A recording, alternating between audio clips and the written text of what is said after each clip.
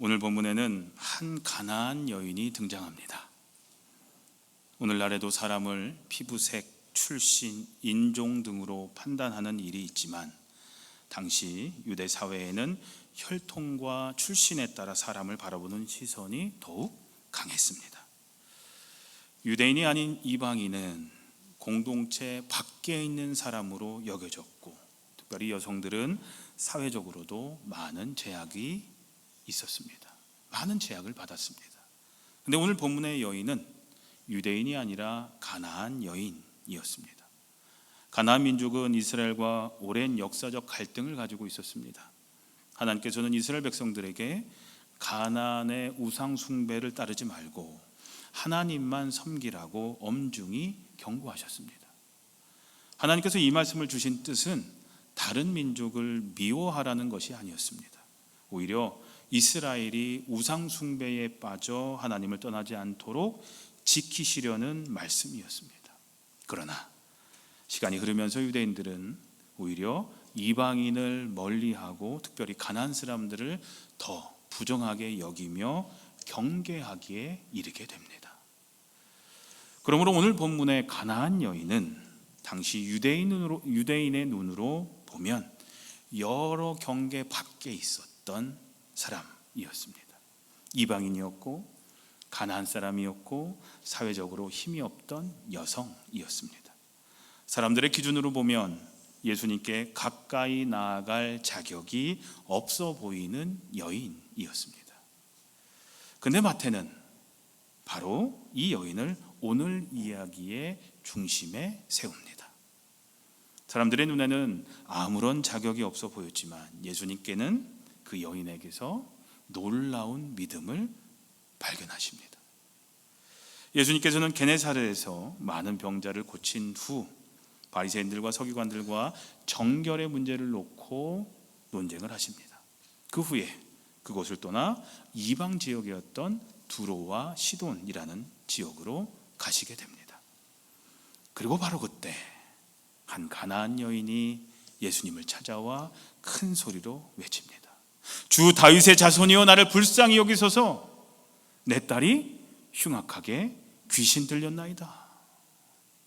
여러분, 이 여인의 마음을 한번 생각해 보십시오. 사랑하는 딸이 악한 영으로 말미암아 심한 고통을 겪고 있었습니다. 딸이 괴로워하는 모습을 바라보는 어머니의 마음이, 어머니의 심정이 어떠했겠습니까? 차라리 내가 대신 아플 수만 있다면 그렇게 하고 싶었을 겁니다. 그러나 아무리 딸을 사랑해도 어머니의 힘으로 해결할 수 없었습니다. 딸을 붙잡아 줄 수 있고 딸을 안아줄 수는 있지만 딸을 온전히 고쳐줄 수는 없었습니다. 우리에게도 이처럼 사랑하지만 대신 해결해 줄 수 없는 문제들이 있습니다. 자녀가 아플 때가 있습니다. 가족이 믿음에서 멀어질 때가 있습니다. 사랑하는 사람이 깊은 어려움에 빠졌는데 아무리 도와주고 싶어도 우리 힘으로는 어찌할 수 없을 때가 우리 삶 가운데도 닥칩니다. 그때 우리는 자신의 한계를 절실히 깨닫습니다. 가나안 여인이 지금 바로 그 자리에 서 있었습니다. 사람들의 시선도 뜨거웠고 도움을 구할 곳도 없었습니다. 자신의 능력으로는 그렇게도 사랑하는 딸을 구할 수가 없었습니다. 그러나 그 여인에게 한 가지 희망이 생깁니다. 바로 예수님께서 자기 동네에 오셨다라는 소식을 듣게 된 것이죠. 아마 이 여인도 이미 예수님에 대해서 떠돌던 소문을 들었을 겁니다.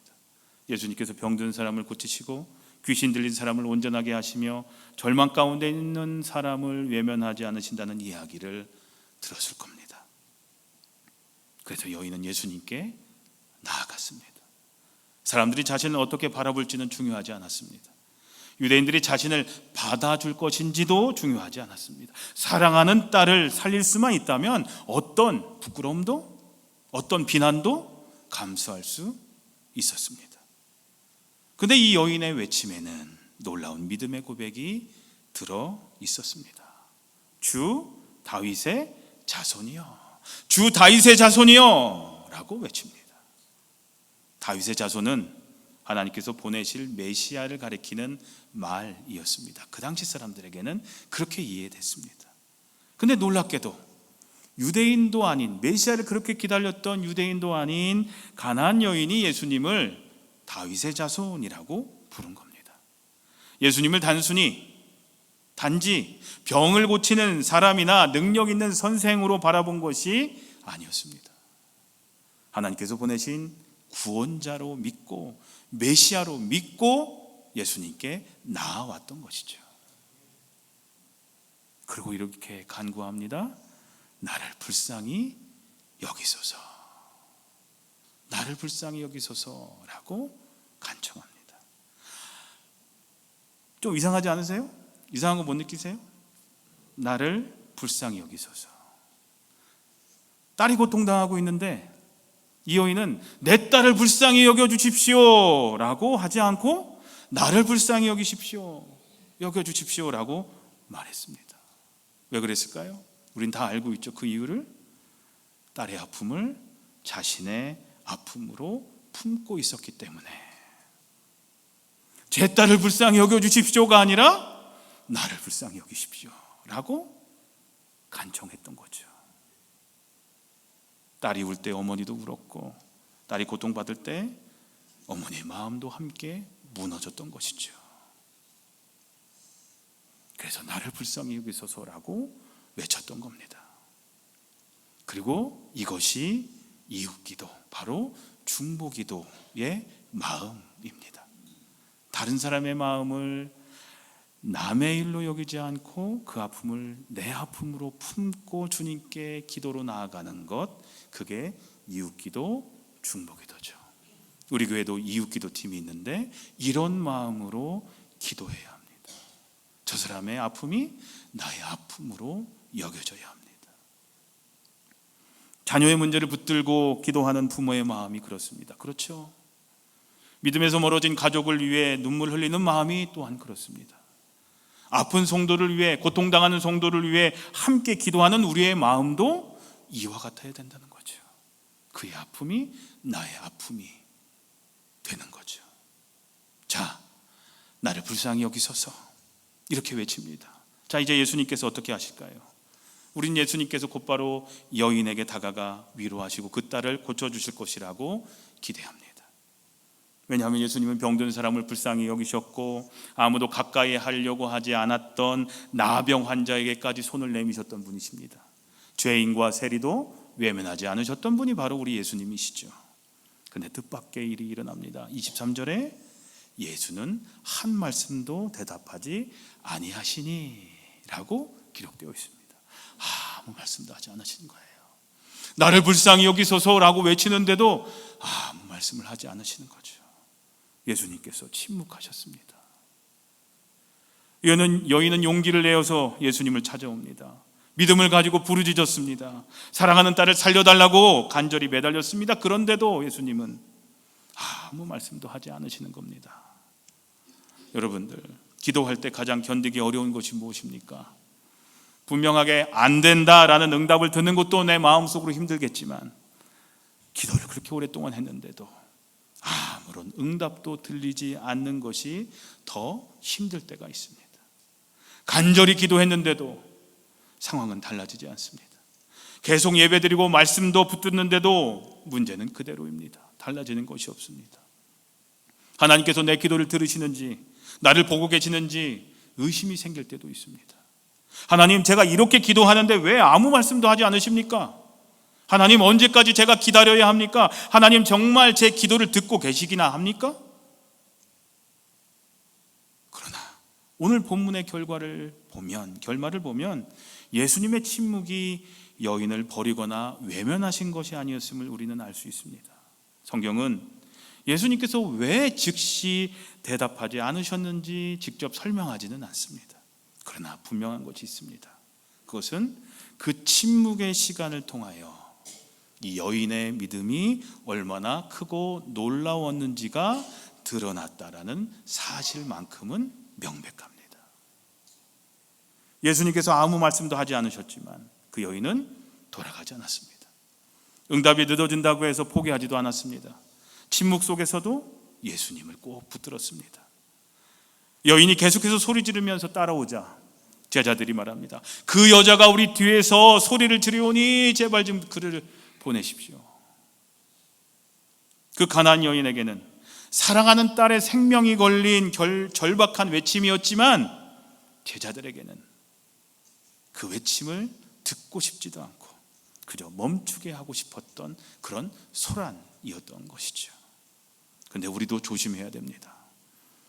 우리도 누군가의 간절한 말을, 간절한 기도를 그저 불평이나 시끄러운 소리로만 듣고 있지는 않은지 우리도 돌아봐야 합니다.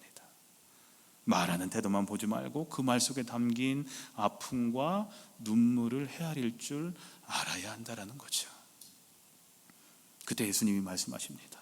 나는 이스라엘 집에 잃어버린 양 외에는 다른 데로 보내심을 받지 아니하였노라.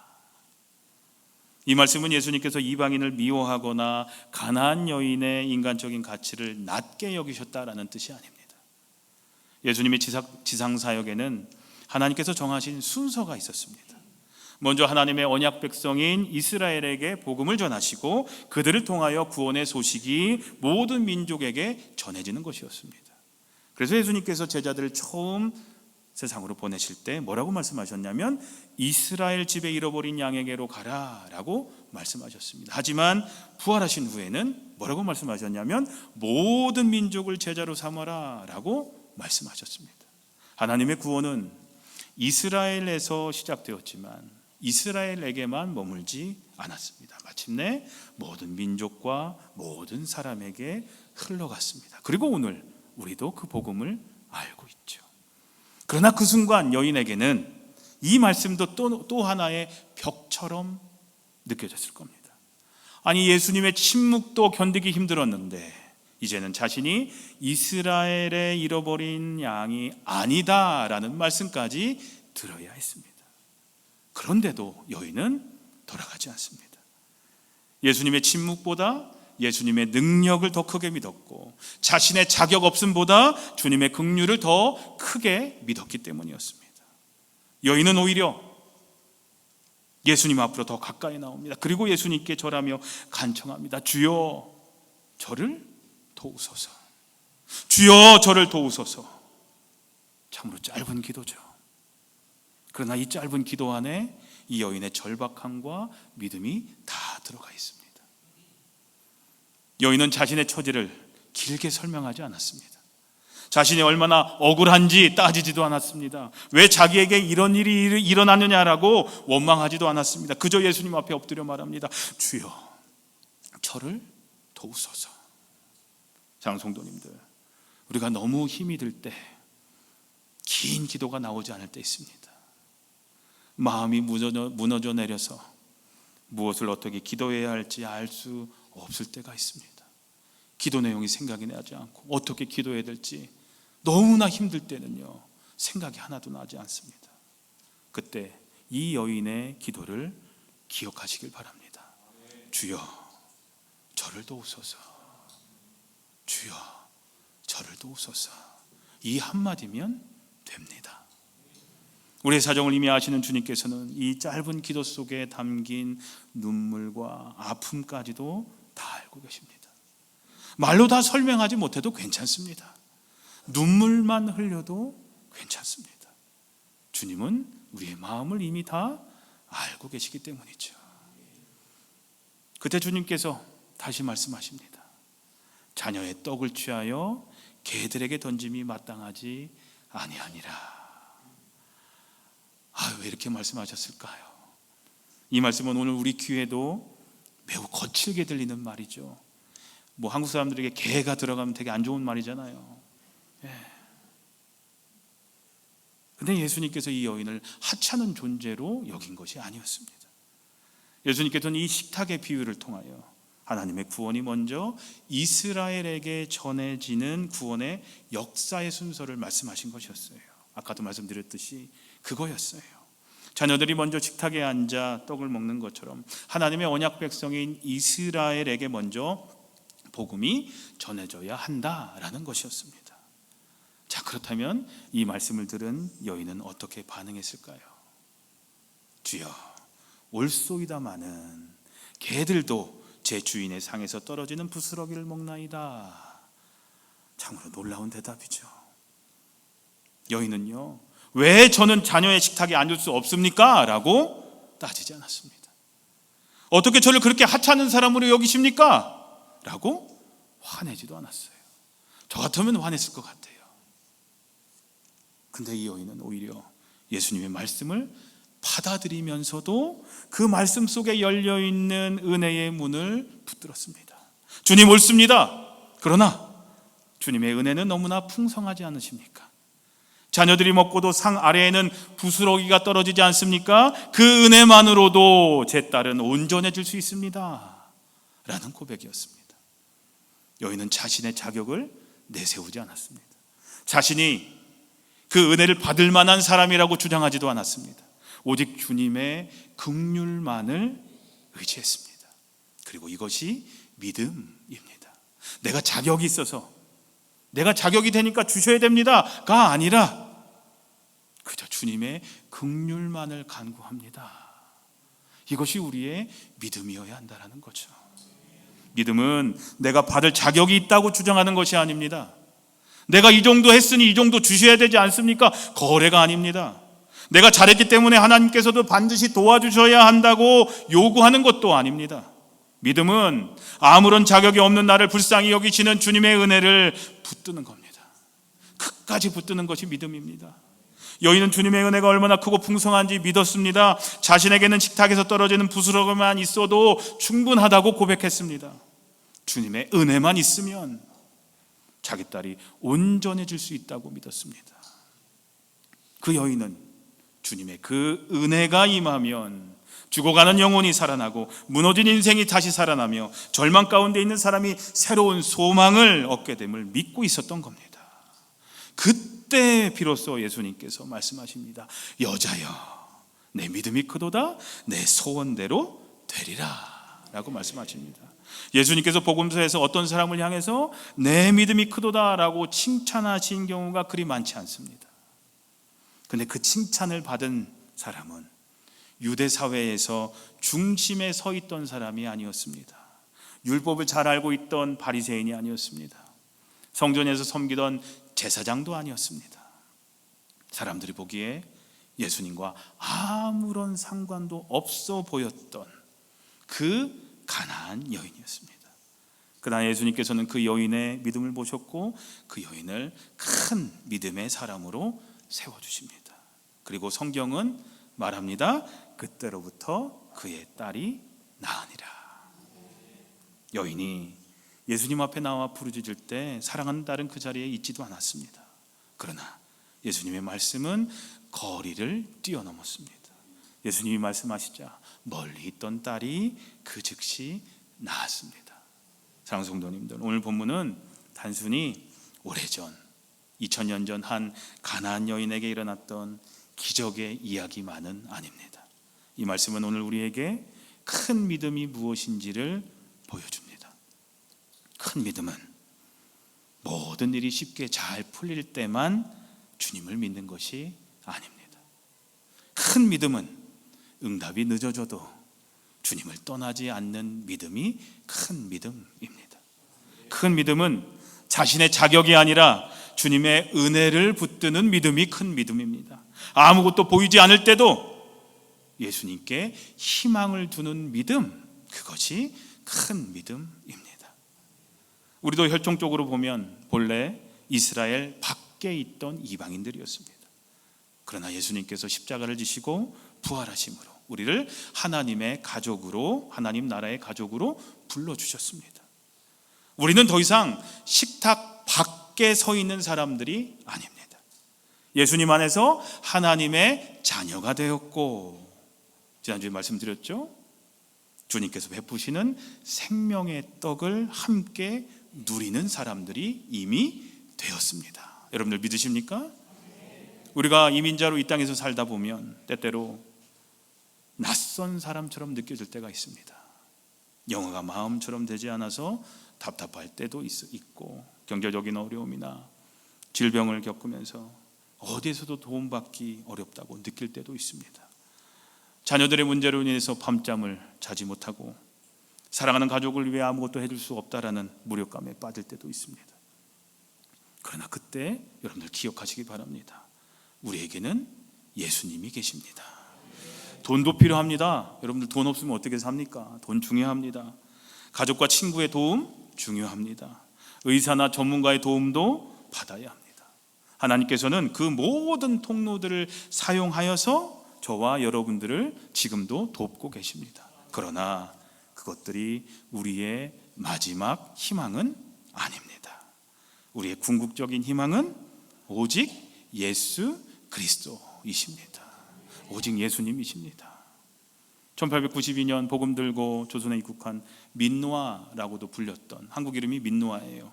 근데 영어 이름은 밀러라는 선교사님이신데 조선 땅에서 두 아들을 어린 나이에 먼저 떠나보내게 됩니다.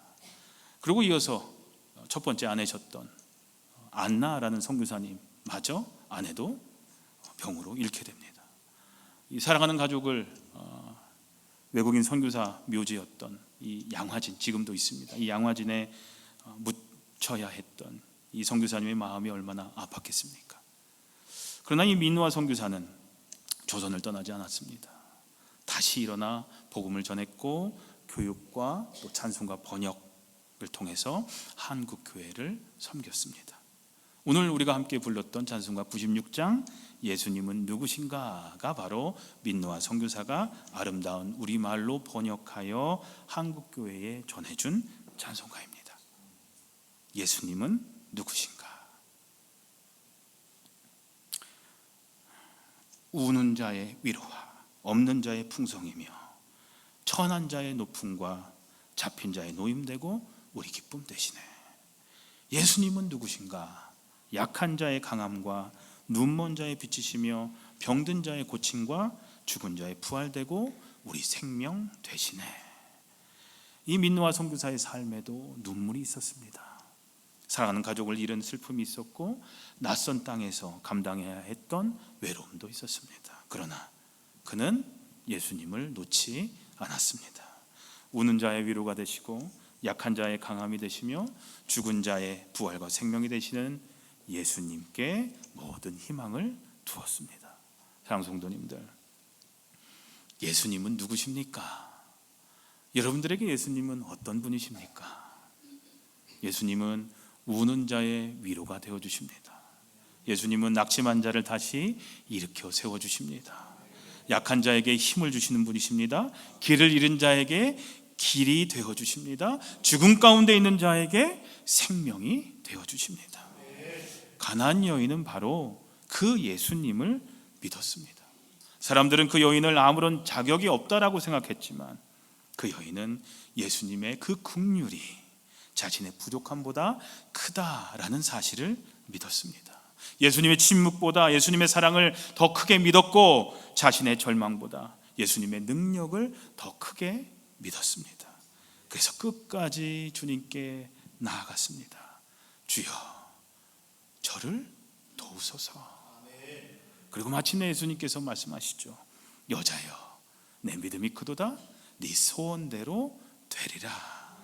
사랑하는 성도님들, 기도해도 응답이 없는 것처럼 느껴지고 내 삶이 달라지는 것이 아무것도 없는 것처럼 느껴질 때도 있습니다. 주님께서 침묵하시는 것처럼 보일 때도 있습니다. 나를 위해 아무것도 하지 않으시는 것처럼 느껴질 때도 있습니다. 그러나 그때도 예수님을 떠나지 마시길 바랍니다. 응답이 늦어져도 포기하지 마시기 바랍니다. 자신의 부족함만 바라보고 낙심하지 마시고 우리의 자격이 아니라 주님의 은혜를 붙드십시오. 내가 뭘 잘못해서 내가 이래서 나에게 응답 안 해주시는 거라고 생각하지 마시고 끝까지 주님의 은혜를 붙드십시오. 그리고 끝까지 기도하십시오. 주여 저를 도우소서. 주여 저를 도우소서. 오늘 설교의 많은 내용 다 기억하지 않으셔도 됩니다. 민노아 선교사 얘기, 예수님은 누구신가 찬송가 얘기, 그 전에 가나안 여인 얘기 하나도 기억 못 하셔도 돼요. 많이 우리 금방 잊어버리잖아요. 그죠? 오늘 집에 가시면 많이 잊어버리실 건데 기억 못 하셔도 괜찮습니다. 그러나 이 한 가지 다짐만은 마음에 새기셨으면 좋겠습니다. 나는 예수 그 이름에 내 모든 희망을 두겠다. 요거 하나만큼은 여러분들 기억하셨으면 좋겠습니다. 우리 한번 같이 읽어볼까요? 시작. 이거면 됩니다. 나는 예수 그 이름에 내 모든 희망을 두겠다. 예수 그 이름은 우리의 희망입니다. 예수 그 이름은 우리의 위로입니다. 예수 그 이름은 우리의 능력입니다. 예수 그 이름은 우리의 생명입니다. 희망의 그 이름 예수.